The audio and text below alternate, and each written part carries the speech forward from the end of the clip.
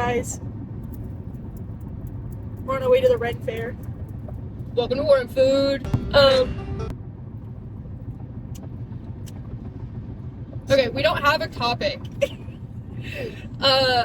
We said that we were gonna do like structured topics, our post-mortem media after the Gab, but We're liars. we're still trying to get used to this. So, Yeah. I'm not gonna be looking at you a whole lot because I'm driving. Safety. Me. We're on our way to go meet up with Catherine. Hi, Catherine. Hi, Alicia. I know you're watching. It's nice to see you. Hi, Blake. Don't watch the first episode. We're about to meet them.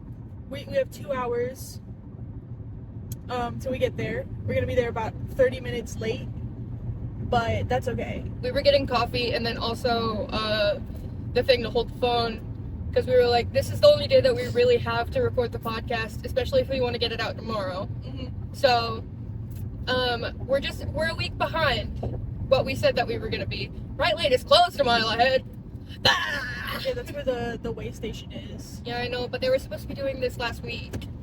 But they didn't. I don't know what to tell you. Also, I know I look very boring for the Ren Fair. I'm already dressed, but that's because I had to go to their Because house. they're in the back. Yeah.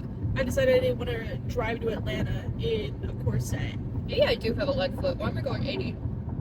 Yeah, bro. I told you, my car goes fast. It picks up speed. It's not about it. Yeah, your car doesn't. Yeah. My car doesn't have the get up and go. I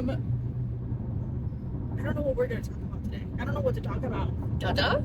We can talk about Dada. So there's this meme going on right now. Any like thirst edit of a man. Oh, I know Dada. There's a picture. I'll put a picture here of the first one that I saw, which was the guy who plays Dexter, and it's him like, and then opening his eyes and it says, "I know Dada." I know Dada.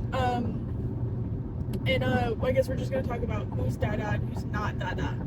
Prime Dada right now, Ryan Gosling. Mm-hmm. Mine is Max Iron from fucking Young Sherlock. Leon S. Kennedy and Chris Redfield are both Dada. I mean, David Tennant is, of course, wow, that is shaky.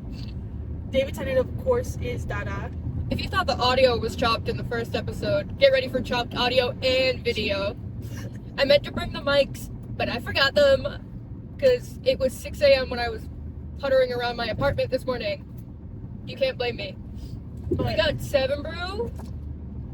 I feel like in every single clip of my vlog that will be coming out the week that this podcast is released, I swear, I promise. Every clip where I go to get 7 Brew, I cut to having an empty 7 Brew cup.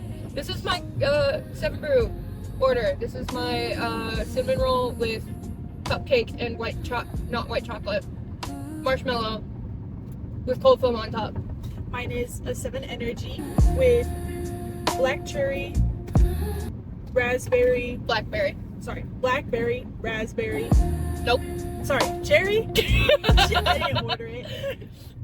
Cherry, blackberry, white chocolate, and cupcake. It's very good. I recommend that. I also recommend mine. The blue Scooby-Doo thing that's going around on TikTok. Recommend that from 7 Brew. I haven't even had it, but I recommend it. It's basically the same as this, but instead of blackberry and cherry, it's blue raspberry. So blue raspberry, white chocolate, cupcake, and cream. Yeah, and it tastes like the blue Scooby-Doo gummy snack. I know I lied on the last episode and said I was going to talk about Pride and Prejudice. Oopsies.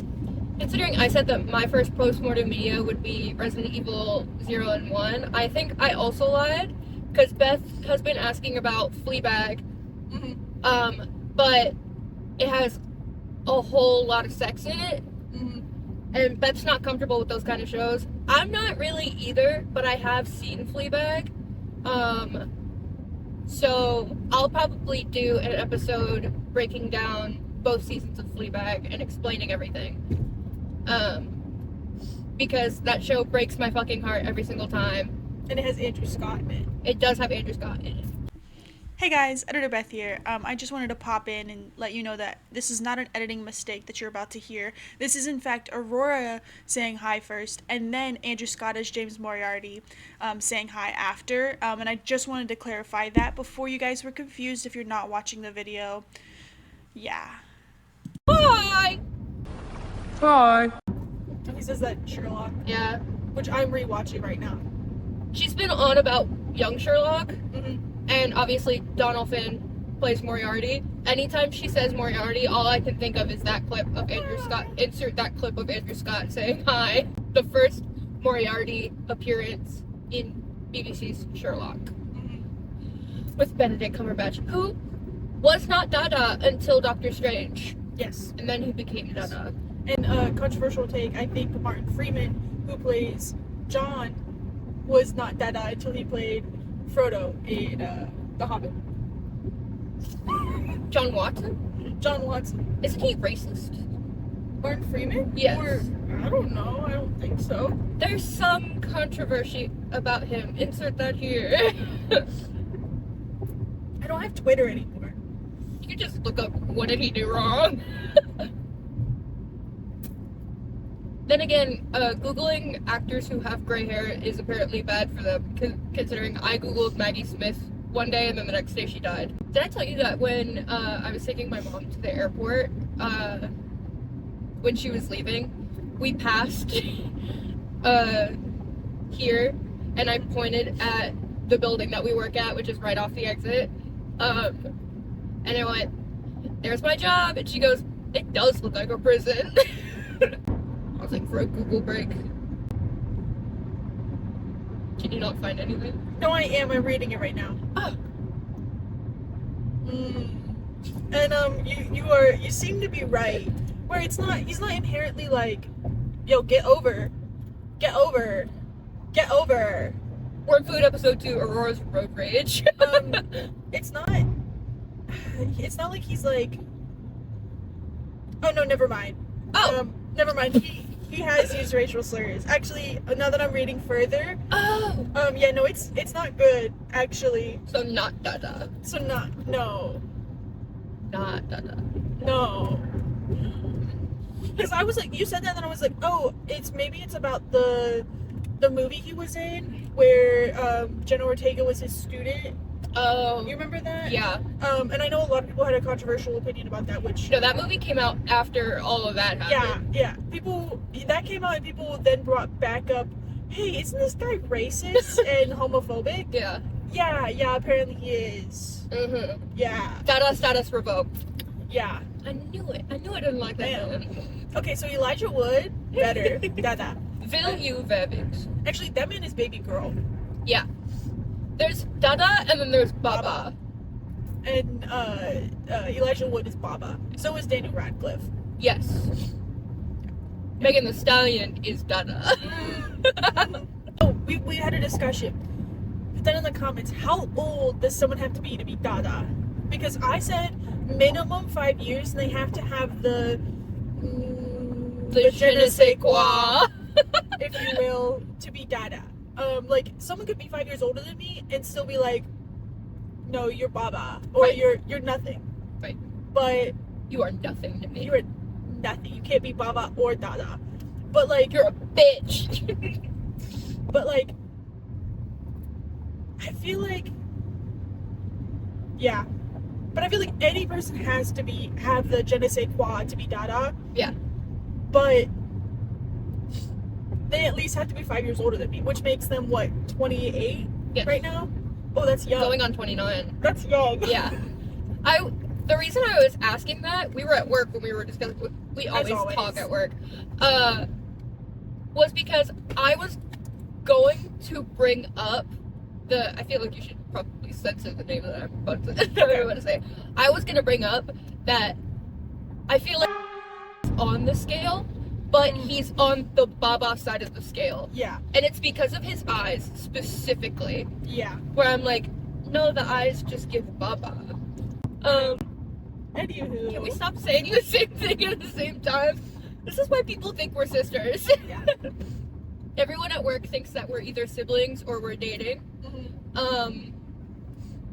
And there's a secret third thing where we're friends. Pink! Pink car, pink car. Pink like Suki and my friend is Suzuki. My mom had a Suzuki. You just seemed very hesitant on it. No. Um, No. No, my mom had a Suzuki when I was growing up. She called it the Mystery Machine. It was a SUV. It was like this nice burgundy color, and it had a carbon interior. that's the one thing my parents never owned. We owned Fords, Toyotas. I think we owned a Nissan at one point. Mostly Fords, though, now that I'm thinking about it. And then went into Toyotas. Now everyone besides my brother owns a Toyota. My family never had like brand loyalty. Like, we had the Suzuki, and then like we had every car under the sun. My mom always drove a coupe for some reason. She had a Chrysler. She had a Chevy. I guess now my mom has brand loyalty because she loves Chevy. But my grandma had like Fords. She had a Dodge Caliber. She had a Mazda.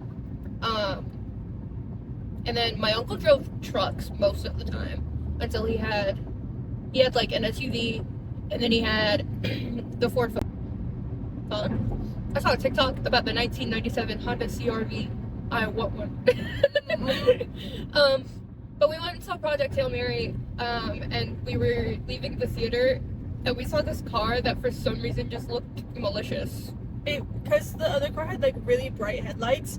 You can only see the headlights of the car next to it, and it had the headlights, and then it had this like smile, and it was just like, but it had like a smile, but it just, you could just see the headlights and the smile that's light. Yeah. Hopefully I can find a picture of it. I don't know what kind of car it was because it was pitch black and I could only see the headlights. Mikey described it perfectly. Can you do the noise? Yeah. It I couldn't see it at first, and then we drove past it and I had to squint into the sun. Which was fitting since we saw Project Hail Mary. Yeah.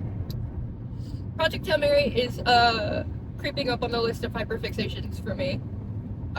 Did we say Ryan Gosling was Dada? Yeah. Okay. Ryan Gosling was the first Dada we named. Right. Prime Dada. And the only other, I would say his equivalent Dada would be David Tennant. And I have said that already in this clip, but I will continue to bring him up. And I will and I will say it again the and horse. again. I don't know if we brought it up in the first episode. Beth loves beating a dead horse. Always. There's a specific dead horse that she beats, Mm. but every time it comes up, it's fun for me, even though it brings her great distress. Every single time. And another thing. And let me circle back around to that thing and re-describe it to you because you weren't there, and I need you to understand the anger in my soul. I'm just an angry person. I come from an angry family. Yeah. I'm going around this truck. You're pissing me off! Big Red! It's got a tramp stamp. It says Big Red. I want a trip stamp. Same. We need to plan trip stamps. Okay. It's probably not going to be before I move. But you come down to Orlando, we get trip stamps. I don't think I'd be comfortable with anyone close to my ass except for Allie. Another one. Dude, last time we were coming out to Atlanta for the concert, we saw like 10 cars on the side of the road, like throughout the whole 2-hour trip, just sitting on the side of the road. I was like, damn. That doesn't surprise me. I can do without my sunglasses for a little bit. I was like, I have to squint against the tint, and I'm not driving my car. We're in Beth's car. It's the first time I've ever driven Beth's car, so I'm like trying to be careful, but then also I'm kind of just a little scared. Just don't get pulled over. I feel like you saw me creep up to 80 so I could get around this trailer. You did dox us a little bit. Why? You said we were going to Atlanta. Yeah, I mean, we've talked about living in Georgia. Honestly, anywhere you live in Georgia, Everything is in Atlanta. Atlanta's 2 hours away from everything. You either go to Atlanta or you go to Savannah. Yeah. Anyway. We keep doing everything at the same time this episode. I feel like this episode is just the twin episode, I should apparently. dress the same. I should have worn the green top. The Twin Towers. Maybe not that. Maybe not that. Sometimes I feel like stolen valor when we make jokes about 9/11 because we weren't even alive yet. We weren't even conceived yet. It was like almost exactly a year from when I was born, and then a little over a year from when you were born. Yeah. But again, I cooked longer than you, so we had different gestation periods. Yeah, that's true. Because I was premature. Yeah. And that's why whenever, so, you know those slideshows on like TikTok or Instagram, and they'll be like, your month, your thing? We'll always go, Aurora is August, and I'm October. Because that's when we were supposed to be born. Yeah, so we can have different things. Yeah. Meanwhile, our actual birthdays are 2 weeks apart, which makes it even funnier when people think that we're sisters. Because every time I'm like, I'm gonna start telling people that we're twins and that, but our birthday. I'm not gonna do that to my dad. Never mind. I don't think I could pull off being your parents' kid. You can pull off being my dad's kid. Maybe not my mom's, but my dad's. I'm not bougie enough to be your mom's kid. Yeah. I do get it from her. Love you, Miss Elizabeth. She's never gonna see this. At least we can only hope. She stumbles across it. We're talking about Baba, Dada. Yeah, Mom. She would understand. She likes older men. That's why my dad. Her Dada is Vin Diesel. Do you ever wish you could grow a beard? I think I would look really good with like a goatee and a mustache. I don't know. If there was any time that I was gonna grow a beard, it was before I got on birth control. For context, I have a hormone condition where my pituitary gland don't work. So I didn't have a period for 20 years, 22 years. I miss not having a period. Do you ever miss not having a period? I don't remember it.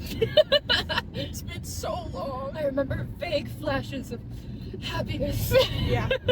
This week I say that we definitely did not record an episode last week where we just sat around and didn't talk to each other. We were both in moods that day. I don't know what was up. I went to work and yeah. And I think because you were so mellow, I was like, oh, Yeah. well, now I gotta kind of match the energy. Okay. If you were a roller coaster, how many loops would you have? It's good that I don't remember these questions.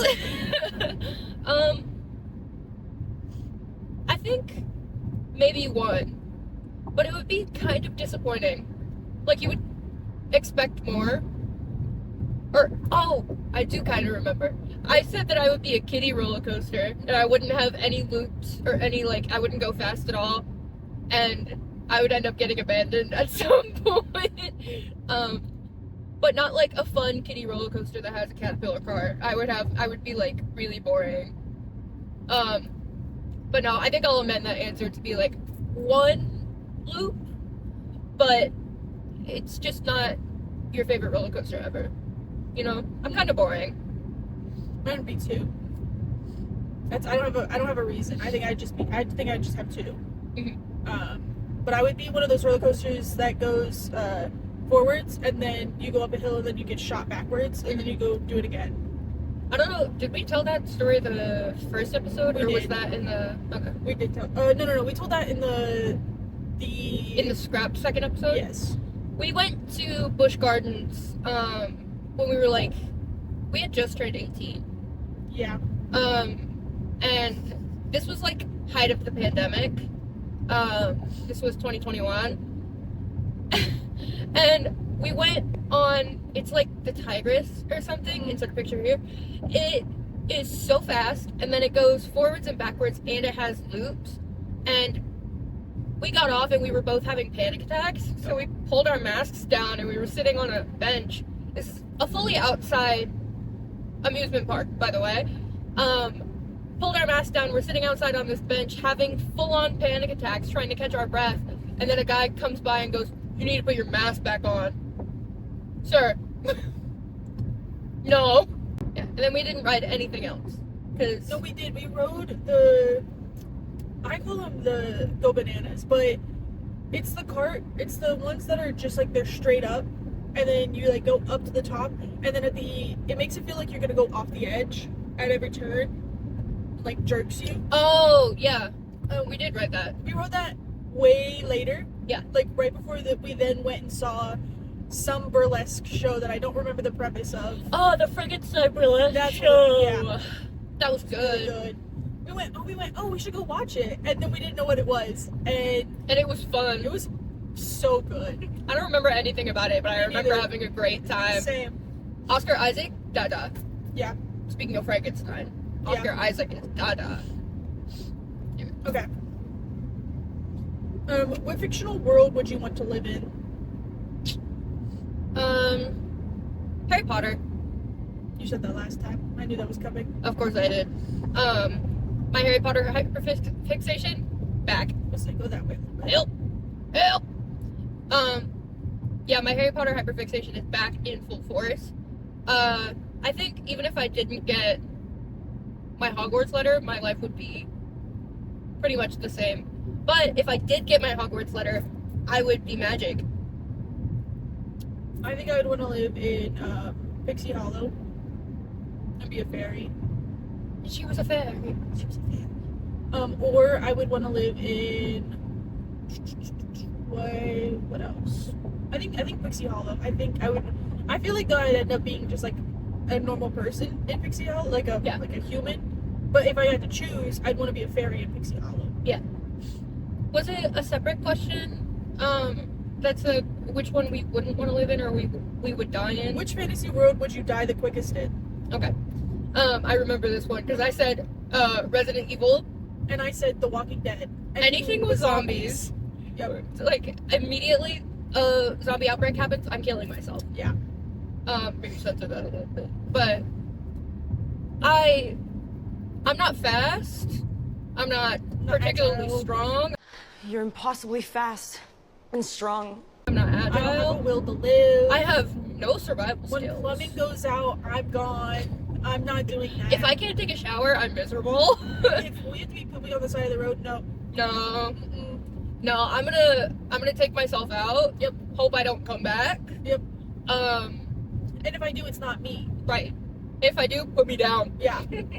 I'm giving y'all permission. It's open season on my ass. And then the next one was, if you were a character, what would your catchphrase be? I think I said last time that it was just what the fuck. Yeah.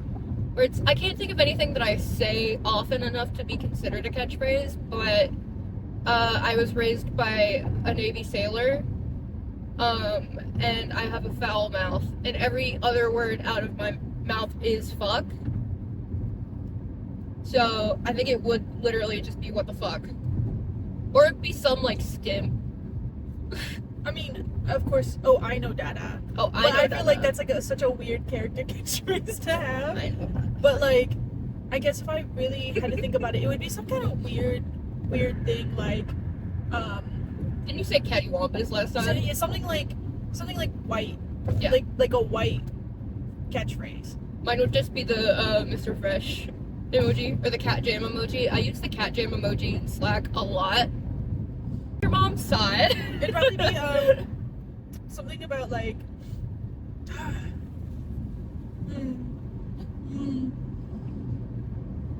I want something cool, but I also know I'm quite lame.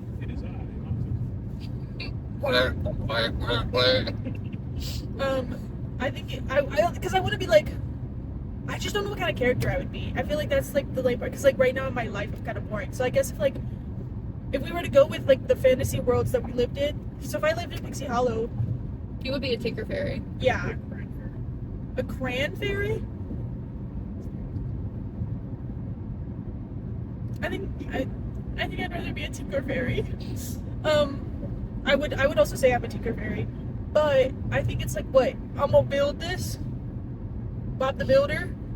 Can we build it? Yes, we can. Like that? Okay, sure, we'll go with that. You remember Handy Manny? Yes. I liked Handy Manny more than I liked Bob the Builder. It's a controversial take, but I think I agree. Just because I really liked Felipe. Felipe. What's his brother's name? Flathead? The Flathead? I don't remember. Okay, the next one would be, if you had to pick any mythical creature to be, which would it be? I phrased this question different last time. You did? Last time I phrased it, sorry, I couldn't find the hole. Bazinga! That's why you're married to a man. Yeah. We were having this conversation earlier. He was trying to, he was holding out a trash bag for me to take, and I was trying to shove my arm through the slit. He goes, "You would be a horrible man." I said, "I'd be a perfect man. I don't know what you're talking about." Because I was really bad at it. Got it? But I phrased it differently last time. Last time I phrased it, oh, if you were a mythical creature, which would you be? But I think if you want to be a mythical creature, which mythical creature would you want to be? Because last time we kind of just insulted ourselves. yeah, we did. I called you a squonk. I called myself Bigfoot. If I could be one, I think I'd stick with my answer. I'd go with Pegasus. Because I want to be a horse. I want to be a whore. I want to be a whore! Or I would be a dragon. But like, the two-headed dragon from Dragon Tales. Okay. I've been thinking a lot about Avatar lately. So I think maybe I would be Navi. Is that a mythical creature? If you consider aliens mythical creatures, yeah. I mean, like, I believe in real aliens, but this is like, These are fake. these are fake aliens. Like the Titanic, it was fake. Like 9/11, it was fake. Put that one out. James, is it James Corden? James Cameron. James Cameron did the Titanic. James Corden? I want you to insert a picture of James Corden. Isn't the guy that... It's the fat guy. Yeah, the fat white guy. Yeah. He's British. Yeah. The guy who did Carpool Karaoke. Yes. Okay. So you'd be a Navi. Yeah, I think so. Have you even seen those movies? No. I told you I had. I've seen all of them. Yeah. They're boring. I want to watch them specifically because of that thing that I told you about. Where I'm like, Speaking of, what AO3 tag are we? oh, yeah, I remember this Yeah. one. Where I was like, I think I am hurt comfort or wump. Just because of how I treat myself. I rethought my answer, and I think I'd be eventual smut. Okay. It's really funny, you being asexual. I saw one of my favorite AO3 tags right now that I've seen recently is Ryland Grace is a pathetic wet cat. Which is a really funny. I haven't seen any funny ones. Anyways, No beta, we die like men. so this one ties into Baba and Dada. How old do you like your bed? AJ, nothing but a number, baby. I feel like you should insert the clip of us debating, like, what older man we want here. Where we literally go on talking about, like, we both have different opinions on what kind of older man we would date. Yeah. Who was your first celebrity or TV crush? Could be animated. Mine was Justin Bieber. And I told you mine was Mark Hamill. Mark Hamill in Star Wars. Yeah. Promise I'm a good girl, officer. What's that Ooh, arrest me, daddy. Arrest me, but make it sexy. Sell me some meth, please, so I can get arrested by this daddy. I know. Which Greek god would be our parents? I think I said that yours would be Athena. Yes. And I think my idealized version of myself, I said that mine would be Demeter. Yeah, you did. You said that mine would be Artemis, Yes. because I'm a virgin. Because I thought you said mine was going to be Apollo. But then we went over and we were like, oh no, Athena does weaving. Yeah. And Apollo is like music. And I'm Yeah. definitely not Apollo's child. Right, but you're very creative Yeah. and crafty. So we just ended up going back to Athena, which works because you're very intelligent. Sure. And I feel like you could play in a war if you had to. Yeah. Would I also break the Geneva Convention? Maybe. But I feel like what god hasn't? They're breaking the Geneva Convention as we speak. Ish gosh. Ah. Those are all the questions I had. I can now talk to you about Pride and Prejudice if you want, and give you like a rundown. Hey guys, Editor Beth again. So this is what I was talking about. If you watch the video, you'll see me put in a clip where I talk about, oh, I do talk about Pride and Prejudice later. This is what I'm talking about. I do technically speak about Pride and Prejudice. However, I'm about to do the worst retelling ever of Pride and Prejudice. It's like I didn't even read the book or watch the show. And everyone has their favorite adaptation of Pride and Prejudice. This will be no one's. So if you there are spoilers, by the way, because I do talk about it, but actually just in no way, shape, or form is it in the correct order. So, yeah. Okay, enjoy. It's actually a piece of shit. Like many of the men in this story. Dada father. But, so, Mr. Bennet, again, I said, piece of shit, kind of just does not care about his family because his wife didn't give him a son. Because they have 5 daughters, right? Mrs. Bennet only cares about marrying off her daughters. That's her whole personality. Yeah, that's basically it. Because she doesn't want them to live the life that she lived. She wants them to be rich, well taken care of. Because they don't have a son, then once Mr. Bennet dies, they have nowhere to go. Which is why she wants them to marry. It makes sense, but she's also kind of just a bitch. So then there's Jane Bennet. That's the oldest. She's supposed to be like the prettiest. Which is funny because Jane Austen wrote this book. And then Love a self-insert clan. And then Elizabeth Bennet. Not you, Stephanie Myers.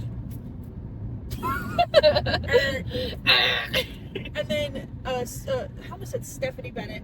Jesus Christ. Elizabeth Bennet. And then Mary Bennet's the middle child. And then Kitty Bennet, and then Lydia, right? So the story is written in third person, and it's about Elizabeth Bennet. Okay. So Elizabeth Bennet she's smart, she's pretty, she's the whole package. She smiles too much, according to the book. Keira Knightley. That one meme of Art the Clown. You know what I'm talking about? I have not seen the 2005 Pride and Prejudice. I don't think I'll watch it. I prefer Colin Firth. Sorry, Colin. I want to state for the record that I love Keira Knightley. Beth doesn't like Keira Knightley. It's not that I don't like her, I don't see it necessarily that I don't want to watch her Pride and Prejudice. Her in Pirates of the Caribbean, that is her, right?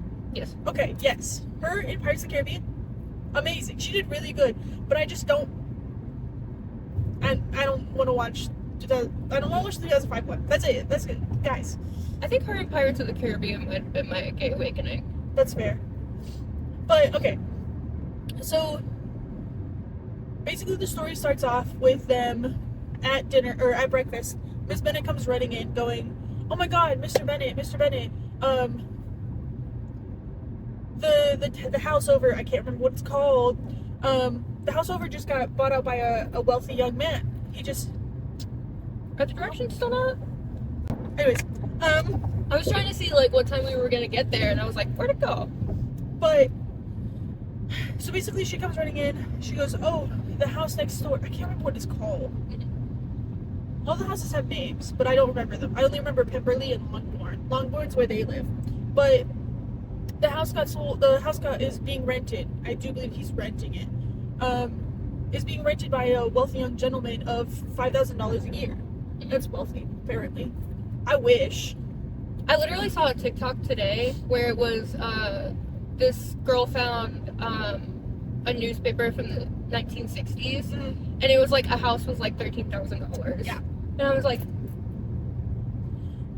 Basically, you come to find out it's Mr. Bingley, right? Mr. Bingley has rented out the house next door. I should find out what that house is called, shouldn't I? If you want. It's okay. The house next door. It's not really next door, but you know what I mean. He's rented the house next door, right?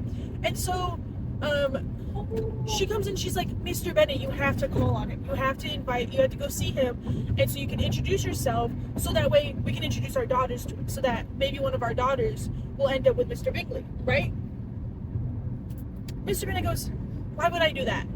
To like marry off one of my daughters, why would I do that? That's horrible. Like, I don't want to go.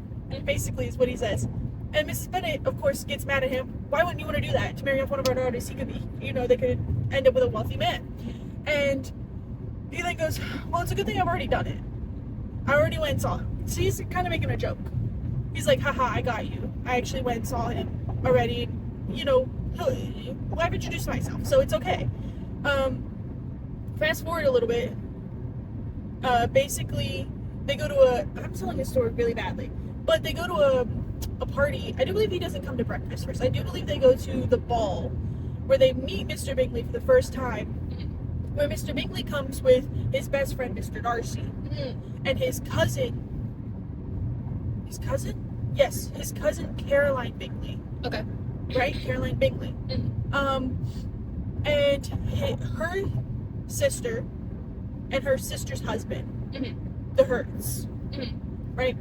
So, and if you recall, the Hurts from the other Bennet sister, I'm pressing buttons. is the one who's obsessed with horses.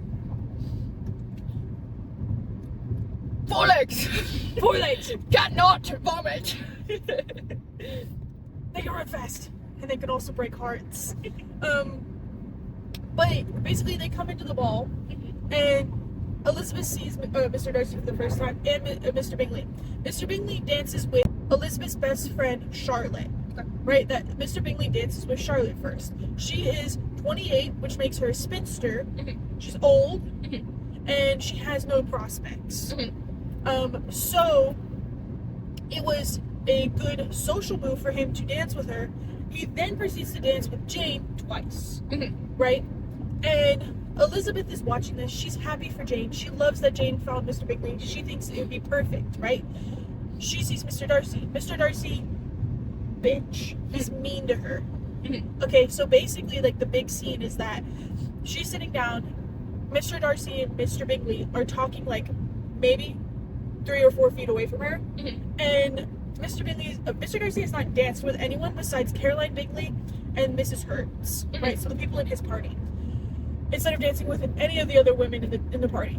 And Mr. Darcy and Mr. Bingley are talking like 3 feet away from Elizabeth, and basically Mr. Bingley asks Mr. Darcy, you're not dancing with anyone? Mr. Darcy's like, no, it seems like you have the prettiest girl in the room, right? Talking about Jane, of course, she's the prettiest one. And so Mr. Bingley goes, but I can introduce you to one of her sisters. Very pretty, Elizabeth is very beautiful, her second older sister. Mr. Darcy then goes, she's nice, but not handsome enough to catch my interest, essentially. Handsome, they use handsome as pretty. She basically says she's kind of boring, and she's not pretty enough. Elizabeth overhears this. She does not really care that much, but she is really excited that Mr. Bingley really likes Jane.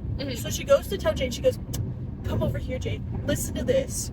He really likes you. Also, Mr. Darcy called me kind of fugly, but also Mr. Bingley really likes you, and that's really what matters here.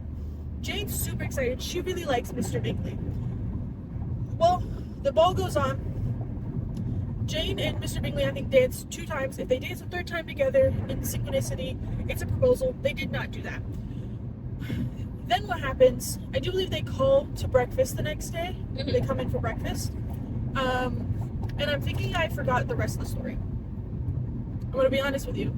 I think... Cliffhanger? Yeah, I think... I don't know what happens. I think I forgot the rest of the fucking story. That's crazy. Damn, that's crazy. Anyways. Basically, Jane and Elizabeth talk about Mr. Darcy dissing on her, and then they come for breakfast. Miss Bennet really tries to get them to go, to be together. Honestly, the next big plot point is she goes to the lakes with her aunt and uncle, the Gardners, and I'm sure I'm missing so much. People who are Pride and Prejudice fans are gonna be pissed off. Good. Basically, they go to the lakes together, and she's having fun with Mr. Darcy. It's just Mr. Darcy who comes and he's around. No. They do go to the lakes, but they also meet Catherine Boudoir? Boudoir? No. She's a really, really rich lady. I was gonna say boudoir. She is Mr. Ryder's aunt, but she's also Mr. Darcy's aunt. So they are cousins, by the way. So it's a good thing that Mary didn't marry Mr. Yes, Ryder. a lot of people talk about that. Oh. So a lot of people say so. Catherine hates Elizabeth Bennet. In the end, she does not want Mr. Darcy to marry Elizabeth Bennet. Okay. So he proposes to her when she's visiting with the aunt. Okay. He proposes to her. That's whenever he basically insults her lineage and calls her poor and goes, "But I like you." Elizabeth? Yes, Mr. Darcy says that to Elizabeth because they're technically poor. Okay. In a way, they're not poor, but they're like middle class. But he's rich. He makes $10,000 a year. Okay. Twice as Mr. Bingley. And then Catherine is really, really fucking rich. Basically, sorry, I just didn't tell you any of that. Basically, he proposes to her while they're staying there because, oh my God, no, pause. I forgot about Mr. Collins. I didn't tell you about Mr. Collins at all. Yo, I think I'm gonna just have to like splice this all together. Start over. Okay, back up. He didn't propose to her yet. Back up, rewind. Back up. So, Back after reverse. After breakfast, so the Bingley and Darcy and them, after seeing them that ball, and then they come to breakfast, and Mr. Bingley's really, really attached to Jane, right? Mr. Darcy then proceeds to convince Mr. Bingley to leave the town that they're in. I don't remember what it's called. But to go back to London. Oh. Right? I was like, just convince him to leave Jane? Yes. So, he essentially, there's business in town. And then Mr. Darcy essentially, it comes out later in the story, but I'm going to tell you now because it doesn't matter. He essentially tells him, hey, I don't think she likes you that much. And the whole, like, Mr. Bingley's whole personality is that he's very easily influenced by Mr. Darcy. So Mr. Darcy going, I don't think she likes you that much. She didn't really seem like she liked you. She seemed like she only wanted you for the money. Because that's what Mr. Darcy saw, right?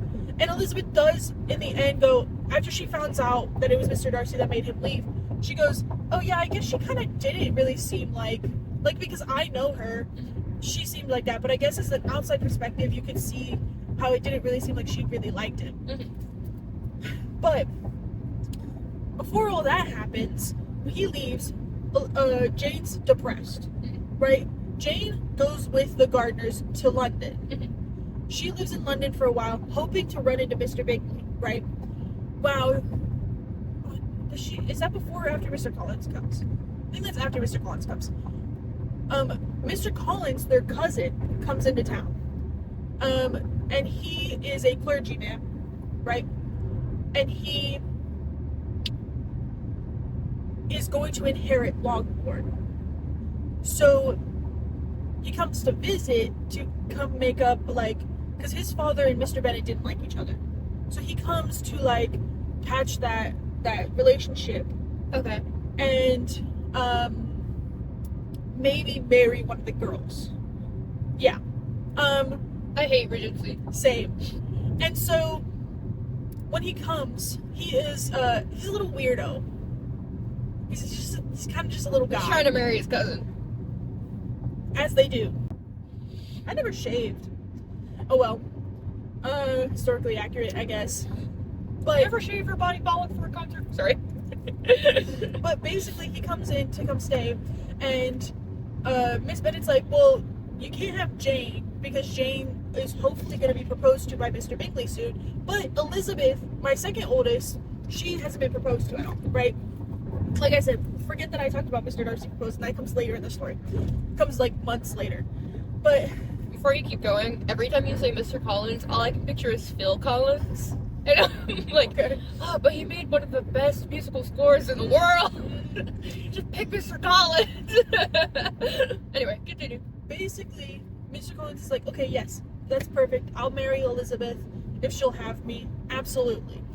He then proceeds to try to flirt with Miss Elizabeth, and also they go to another ball. This is before they leave. I just remember that.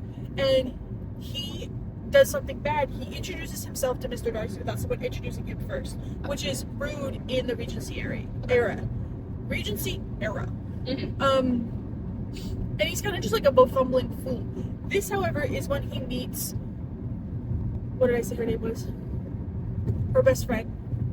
Catherine? No. That's our best friend. What did I say her name was? All these C names. It's getting so confusing because there's Caroline Bingley. Mm-hmm. There's Catherine, but Mr. Darcy's aunt. Mm-hmm. And then there's. I just said her name, and you weren't paying attention enough to tell me it now. I was locked in, but like the names, I'm like, Yeah, that's what. Anyways, I'm thinking of Phil Collins. Elizabeth's best friend. Okay. That's when he meets her, right? And he stays there for a while. They do the ball. He then proceeds to propose to Elizabeth. Elizabeth goes, "I'll never marry you. I don't like you. You're not. No, I'm not marrying you." He's hurt by it, but he's like, "Oh, that's okay. You know, women always say no the first time. Like, I'll just ask again later." It's essentially what he says. And so she goes, "No, I would never marry you." And then Miss Bennet hears that she refused the proposal because Miss Bennet's like, "You need to marry. Like, one of my kids needs to marry this man, right?" And so she's like, "You refused this proposal. I'm so mad at you. I'm gonna go tell Mr. Bennet." Mr. Bennet goes, "You don't want to marry him? You don't like him? Okay. Well, your decision is a hard one to make because if you refuse him, your mother would never talk to you. But if you accept him, I'll never talk to you." Which is probably like his only like good moment, but Elizabeth's his favorite. Mm-hmm. So basically that's basically his going. She's not allowed to marry him to Miss Bennet. Miss Bennet's upset about it. Whatever. Mr. Collins is upset because he's been refused. I'll never remember her name. Damn it. Charlotte. Charlotte is her name. I don't like your cruise control. It keeps slowing me down. Yeah, like I said, I don't ever use it, so I don't understand it, so I can't even help you with that. Like, I should not be dropping from 75 to 64 if I have it set to 75. Like I said, I don't know anything about it. But basically, Charlotte invites him over to her house for breakfast, and then he comes back with a proposing to Charlotte, and they're engaged now. She is now, after being rejected by her best friend, he then goes and marries her best friend, like Elizabeth's best friend, which is embarrassing for Elizabeth, but also she doesn't really fault Charlotte because Charlotte's kind of old, yeah, and it's like her one chance at being married, yeah. And then Mr. Bingley and Darcy leave, Mm-hmm. and then Jane goes to London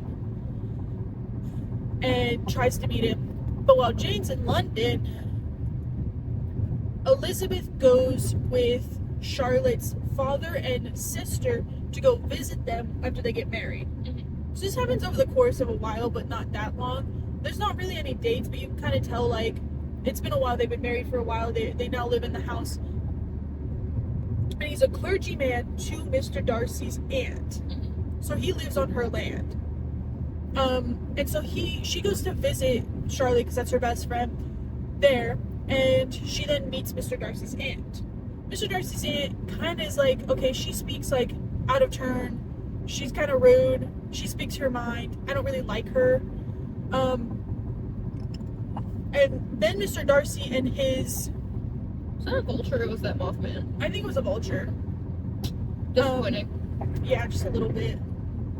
Him and his other cousin, I think, who's a commander of some sort in the army. Mind you, there's soldiers in the village. Okay. So, yeah. I was about to be like, my Fourth Amendment right. England. But, yeah. But, so she meets them. She's kind of flirting with his cousin. I think it's his cousin. His other cousin. His other cousin. They're all cousins. They're all related, marrying each other. But she starts flirting with Mr. Darcy's cousin. Okay. And then Mr. Darcy gets so upset. Oh my god, I didn't tell you about Wickham. Wickham. So the reason, not only does Elizabeth not like Mr. Darcy, this is a horrible retelling of this story. This is horrible. This is all from memory though. Mr. Wickham is in the army, right? And there's soldiers stationed where Longbourn is. They're the redcoats. We shouldn't be doing that. We're on the other side. Yeah! America! Anyways, but, she meets Mr. Wickham. Mr. Wickham knows Mr. Darcy because Mr. Wickham's dad was Mr. Darcy's dad's clergyman. Okay. Right? Mr. Wickham is telling Elizabeth, so Elizabeth kind of has a crush on Mr. Wickham. He's telling her, oh, I don't like Mr. Darcy because he cheated me out of my money and my position in Pemberley, right? Okay. So that's why Elizabeth doesn't like him. So fast forward back to Catherine's place with Charlotte and Mr. Collins, right? She meets the aunt. Mr. Darcy then comes and proposes to her. Elizabeth goes, if you were the last man on earth, I wouldn't want to marry you. Mm-hmm. Like, there is nothing you could do to make me want to marry you. And he's like, damn, okay. But mind you, he did insult her family and the fact that she was poor. Mm-hmm. You have no prospects. Mm-hmm. Why would I want to marry you? But also, like, will you marry me? And I kind of love you. Mm-hmm. But also, like, what? And so she goes, never. I would never want to marry you. Even if you were a gentleman and you came in here and actually told me that you liked me and didn't, insult me, I wouldn't want to marry you. Mm-hmm. And then he's like, and she's like, and Wickham told me what you did. Like, and, right? And that's basically what she tells him. He then goes back to the aunt's house in his little area and writes her a letter. Elizabeth, right? He then finds her on the walk and gives her this letter, right? And she reads the letter. Basically, it's saying that Wickham lied to her, and that it's actually his fault that. So basically, Mr. Darcy's father was like, oh yeah, he's in my will. I really like him. Offer him this clergyman position.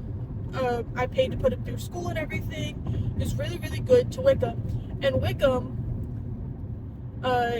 just decided he would rather not be a clergyman. And is actually the reason he got paid his inheritance instead of, like, earning it over a while and having, like, an income. He actually just got paid a lump sum, I think, of $3,000 and stopped, like, didn't. So it wasn't Mr. Darcy's fault that he didn't have money. It was Wickham's fault for not, sorry, the road is distracting me.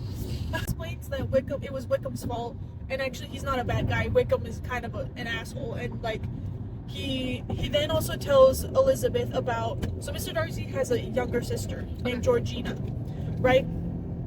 And when Wickham was still living at Pemberley, him and Georgina, who, by the way, Wickham is the same age as Mr. Darcy, at least in their 30s. Georgina is 15. No.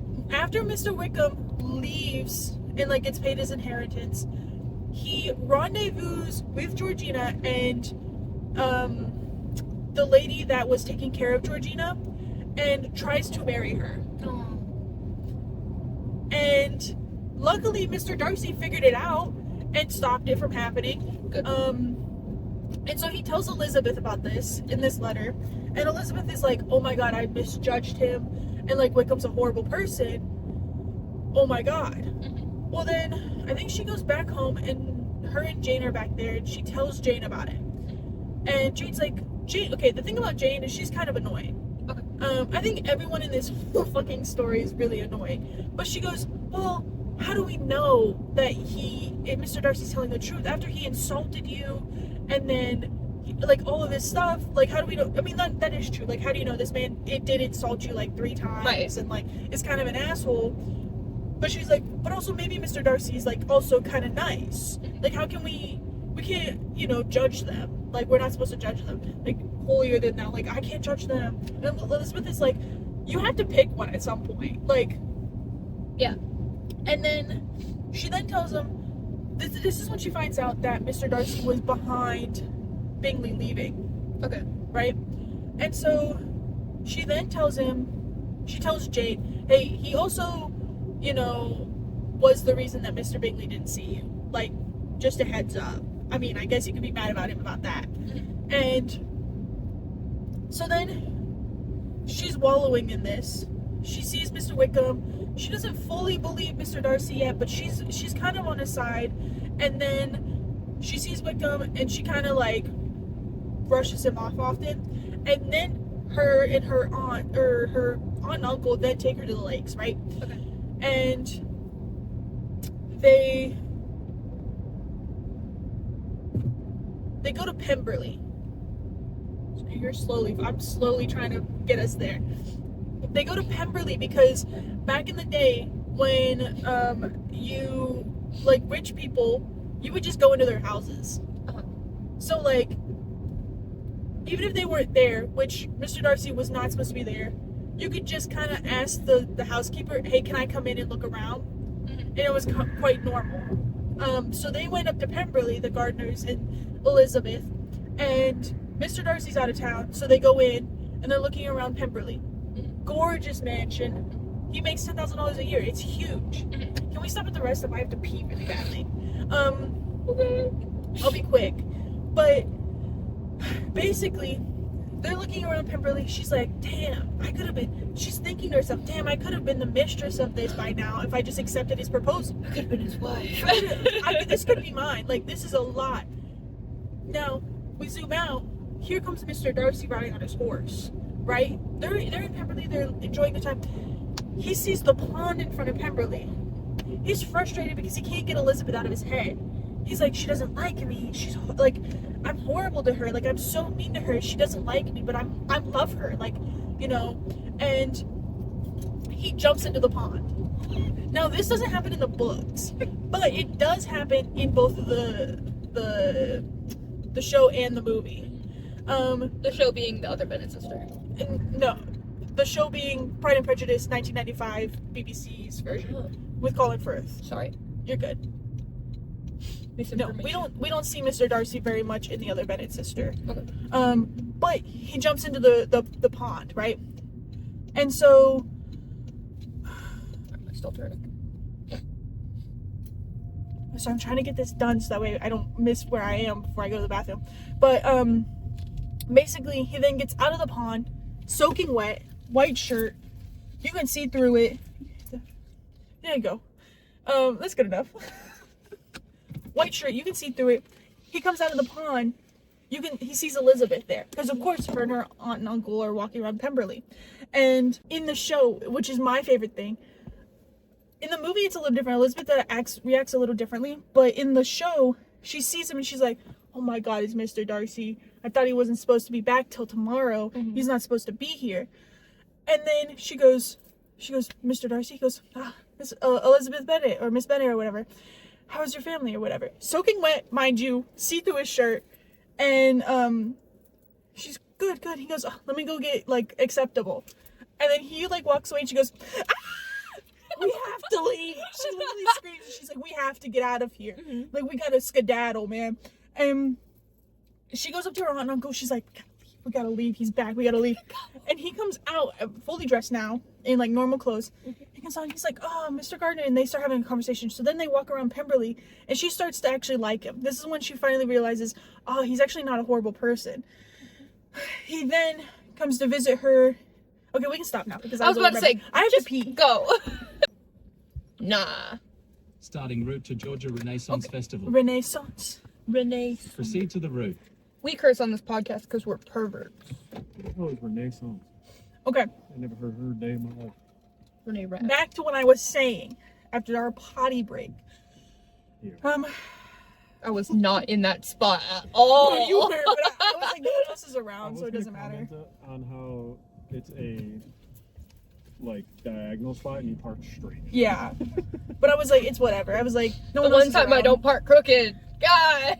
But okay, so basically they're staying at an inn a little away from Pemberley, and Mr. Darcy, basically when they're at Pemberley, Mr. Darcy goes, "Oh, with my sister coming in, I would really love to introduce you to her, and Mr. Bingley is also coming, and so is Caroline Bingley.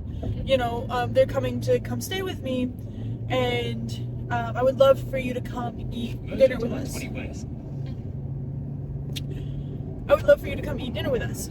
This is a really high. 41 miles. Continue straight on. This is a really like good thing because like introducing her to his sister, really shows that he actually really likes her and he cares for her, and is like, it's like a Regency thing, right? And so he comes to visit her the next day at the inn, and she gets a letter before he comes. Right? The gardeners are out walking. She gets a letter. She doesn't go with the gardeners because she gets a letter, so she reads the letter. She's reading the letter. Basically, it's from Jane. Jane is like, "Oh, you know, I have some horrible news. We're all okay, but Lydia, the youngest sister, the 15-year-old, she went with the soldiers left the town, and she was friends with one of the commander's wives, right? So she went as a companion to the wife with them, right? And Elizabeth had suggested, hey, maybe we shouldn't let Lydia go with them, but the dad was like, no, it'll be fine, whatever. Reading the letter from Jane, she's like, oh, it's news of Lydia. Okay, cool, okay. She ran away with Wickham. Right? Is it with this man and 15-year-old?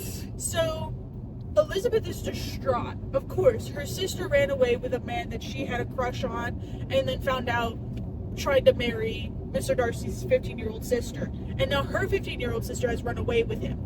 Well, she's like distraught. Mr. Darcy comes at the perfect time to come see her distraught, and he's like, oh my god, like, are you okay? Like, what's wrong? And so she explains to Mr. Darcy what's happening, and she's like, I have to get back. Like, Jane's asking that, you know, my uncle comes and helps find them because they can't find Lydia and Wickham. They're supposedly going to Scotland or something. I don't remember. They're supposedly going somewhere to get married, right? They're supposed to be getting married. Right now, they're not married. So it's just a man and a woman alone together, not married. Bad thing. Bad.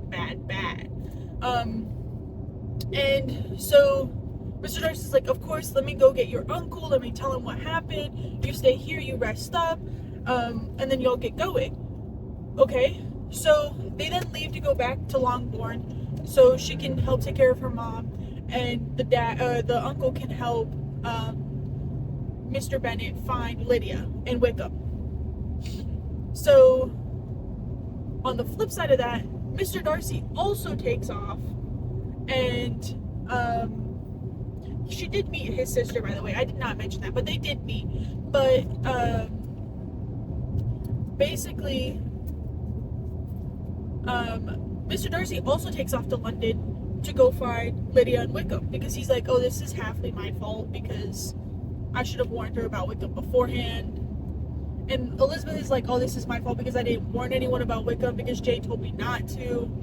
When in reality, it's Jane's fault. But it's actually in reality Wickham's fault. And he is the villain of the story. Because he's a grown man. He can take accountability for his own actions. And also, pedophile. Yeah. And so, Mr. Darcy, Elizabeth is at home. And you see Mr. Darcy.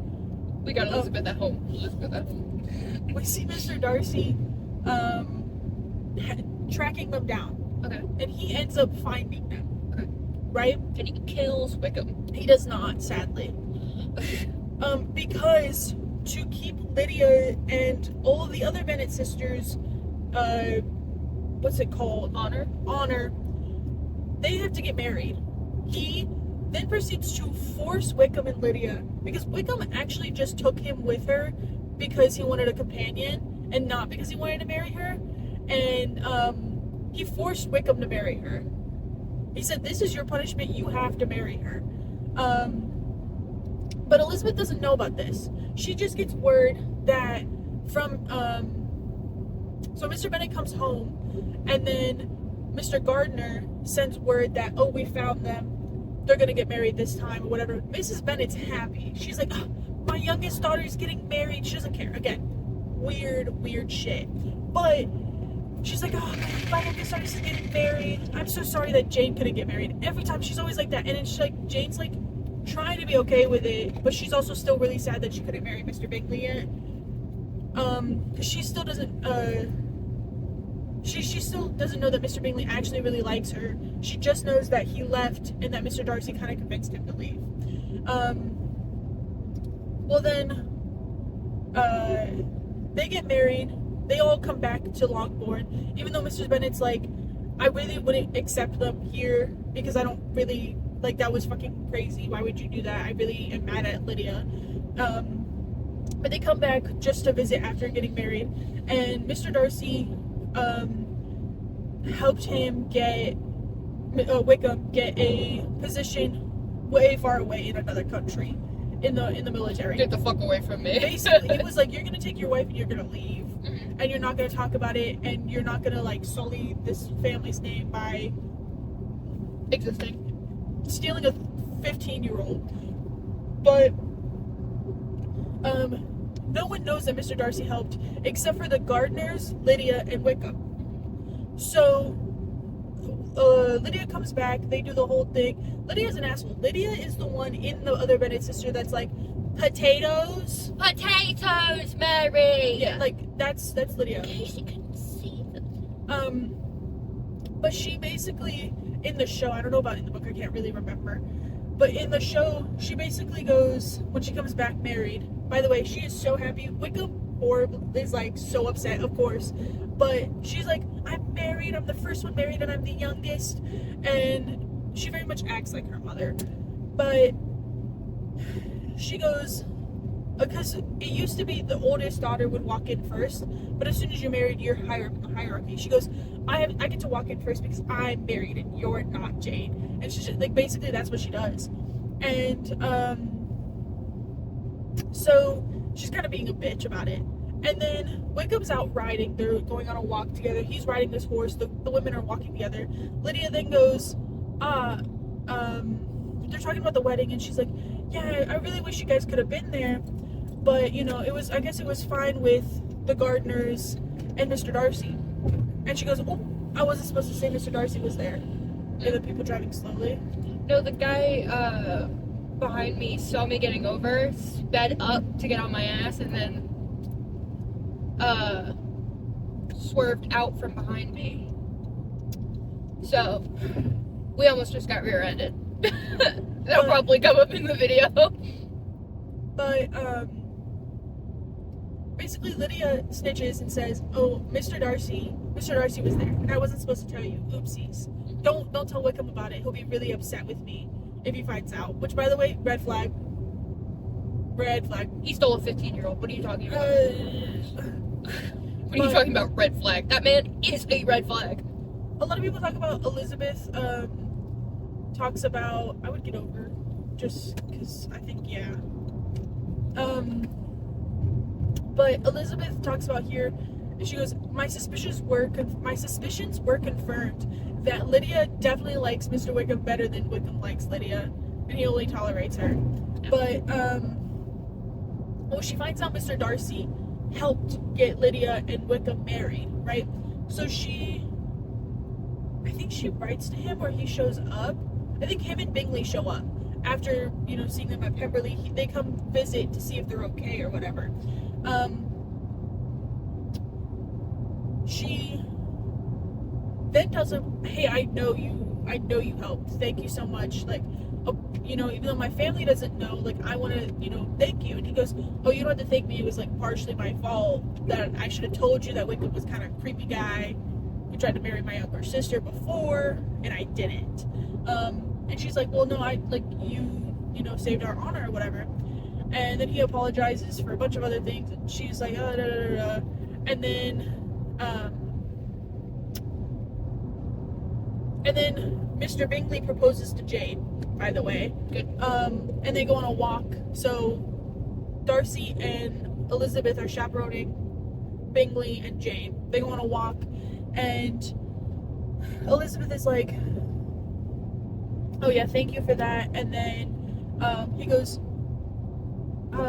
if your feelings are still the same as last April, just say the word and I won't bring it back up again. But would you marry me? And she agrees. They get engaged. So now 2 daughters are engaged. The end of the book, I think they just have a wedding, like they both get married or whatever. But in the show, they have a joint wedding, which I think is really weird. But yeah, that's basically the end of the story. Now, maybe there's more, maybe I don't remember it, but that's what I remember. All I can think of when I think of the end of Pride and Prejudice is that deleted scene where it's the "Don't call me Mrs. Darcy" from the Keira Knightley one. Ah. Well, what should I call you then? I definitely like botched that retelling of the story, but you know what? Honestly, I couldn't tell you anything that happens still, besides the fact that they get married and the hand flex. I know about the hand flex. it happens at one of the balls. All is life. Jessica, outro Let's first. end this. Subscribe, like, comment. Email us your deepest, darkest confessions, your juicy family drama.